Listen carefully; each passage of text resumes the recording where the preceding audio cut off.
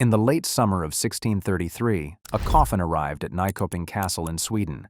Inside it, the embalmed body of Gustavus Adolphus, the Lion of the North, the most celebrated Protestant warrior in Europe, dead almost a year.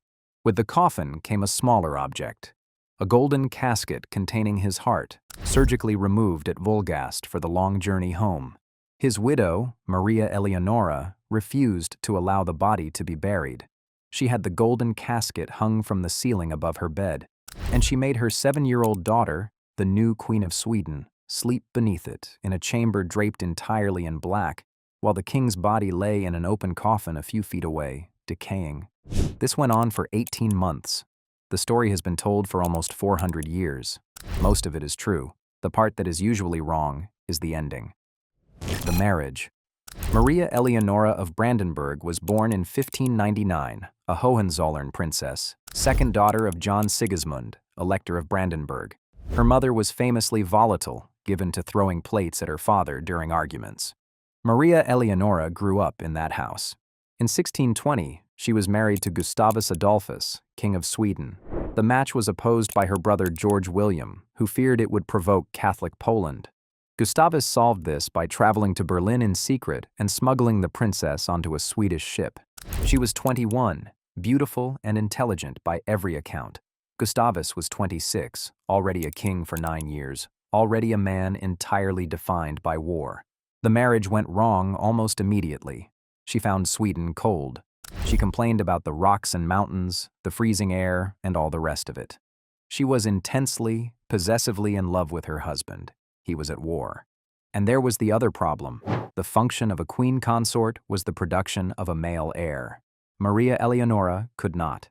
Before 1626, she had a stillborn daughter, an infant Christina who died at 11 months, and several miscarriages. By the mid-1620s, Gustavus was writing to his chancellor, Axel Oxenstierna, describing his wife as a very sick woman. On the 8th of December, 1626, Maria Eleonora gave birth to her surviving child. The delivery was difficult. The infant was born covered in lanugo and had a strong, hoarse cry. The exhausted midwives announced the queen had given birth to a boy. The mistake was discovered hours later. The infant was a girl. Gustavus took the news in his stride. The famous line he gave, "She'll be clever. She has made fools of us all." Maria Eleonora did not. When she learned the child was a girl, she said, and this is on the record, "Instead of a son, I am given a daughter, dark and ugly, with a great nose and black eyes." She refused to nurse her. She would not look at her. The infant was named Christina. She would become one of the most extraordinary monarchs in European history. Her mother's first reaction to her was contempt. Christina described her mother's complete indifference to her in early life. There were a series of accidents. Christina was dropped more than once. She was left, for the rest of her life, with one shoulder higher than the other.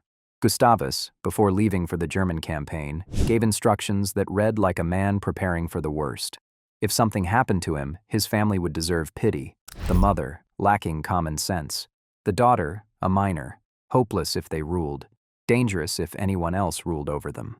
In the autumn of 1632, something happened to him. The Battle of Lützen was fought on the 6th of November, 1632, in Saxony, between Gustavus's Protestant army and the Imperial Catholic forces under Wallenstein, one of the pivotal engagements of the 30 Years' War. The morning was foggy.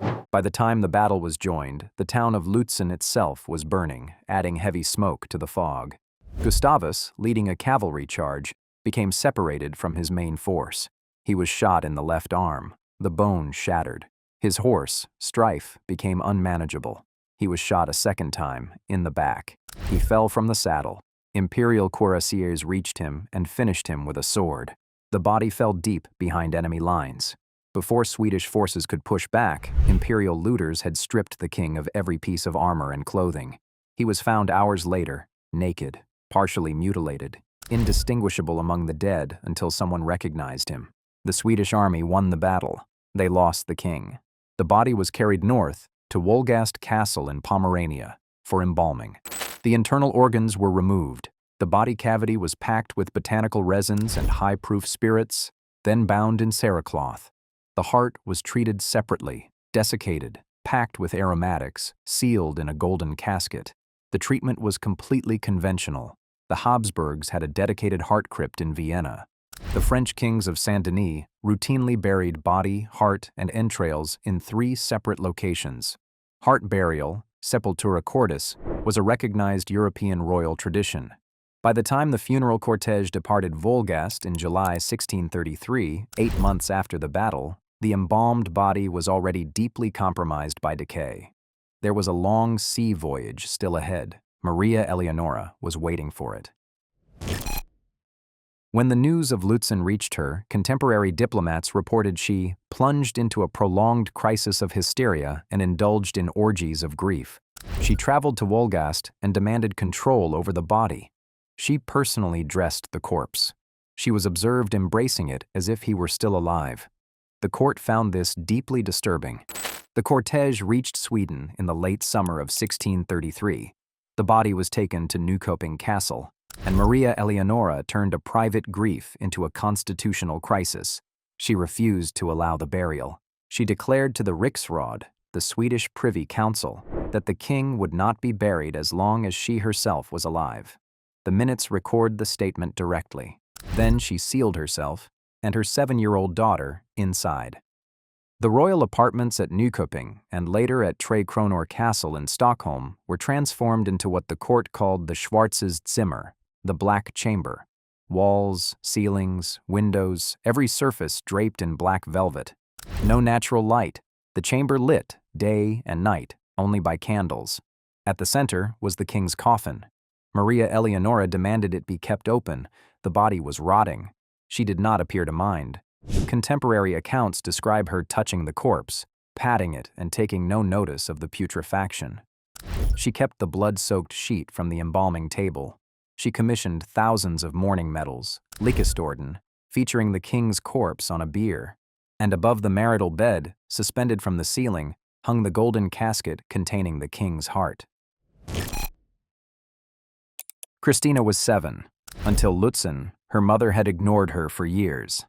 After Lützen, the indifference reversed.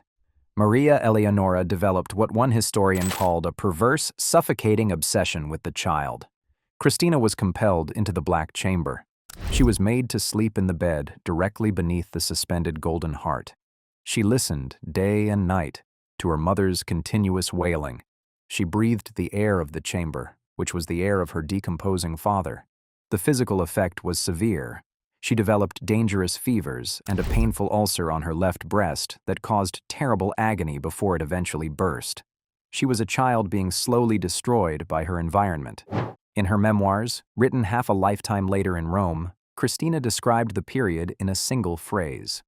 Her mother, she wrote, carried out her role of mourning to perfection. Elle a joué son rôle de deuil à la perfection. Christina was not describing a grieving woman. She was describing a performance. The memoirs are accurate. They are not neutral. Christina spent her adult life building a public identity defined entirely against her mother's example. Rationalist instead of emotional, philosophical instead of hysterical, deliberately unmarried, deliberately childless. And now, back to the heart box.